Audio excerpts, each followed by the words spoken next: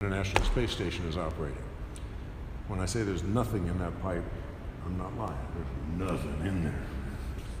Except that's quicker than you were when you were a young man, Chief. You enslaved them to generate X-rays. We don't need the electrons. We need the X-rays. We can make them generate. Right? Interestingly enough, anytime you do that to any high energy, you don't have to get it going near the speed of light.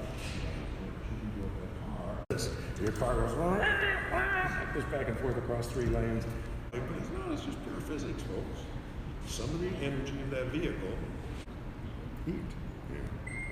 If you want to prove it, get one of those handrail on top, right? That vertical white wall is 42-inch thick, high density.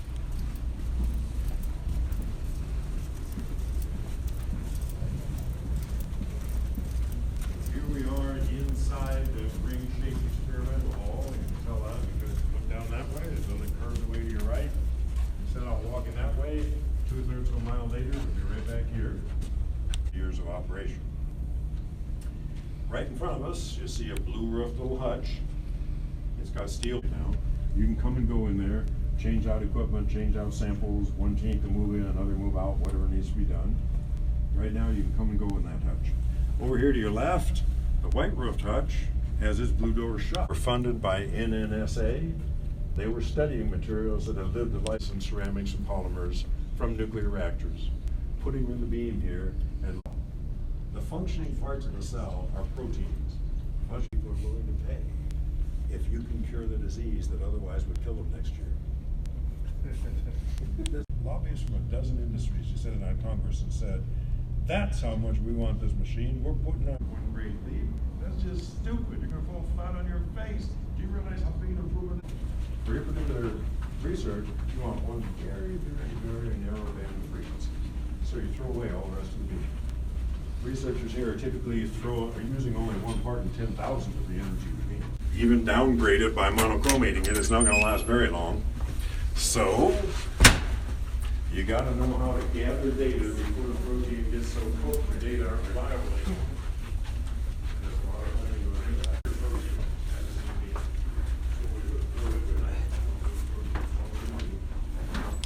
You're the most ideal person who's here today.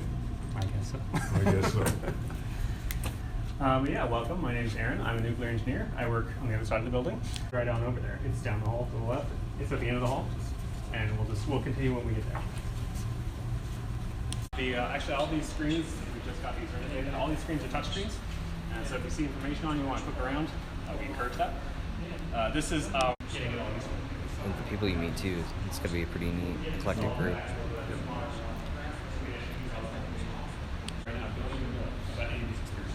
They start to propose, like, what if we did some sort of metal fuel test? Like, it's really well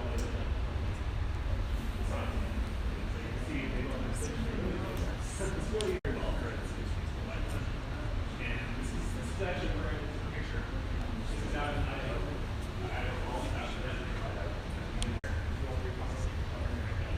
Don't have to ship it across the country. Don't have to do what we did. Put it right together. And they actually put this on to work. And we're residents here.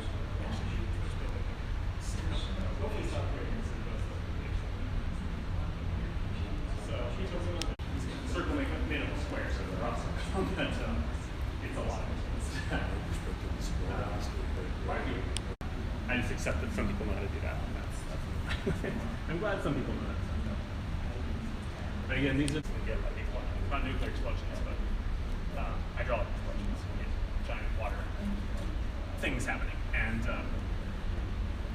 they thought it wouldn't be possible to make boiling water reactors. So the whole point of this series is that you could make a boiling water reactor and have them controlled, and then more research took off in other processes. So it was really cool.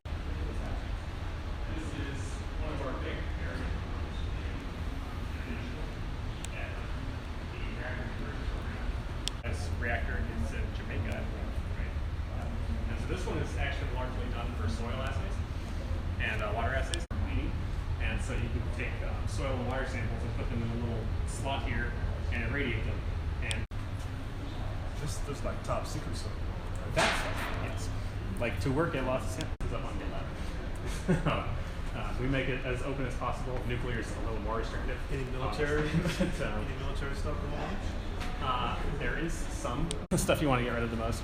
You can extract those out and then design reactors that burn those as fuel. Like all the old like barrels we have. On it, so it has to be paint. But if you were to open this very often, just keep tools closed. The fuel stays on the side of the reactor. It doesn't ever end up. Yeah, that's part of. Like we have recycling technology, but it's expensive. People don't want to spend money on the recycling plant, so it's like we could build it and different problems. So.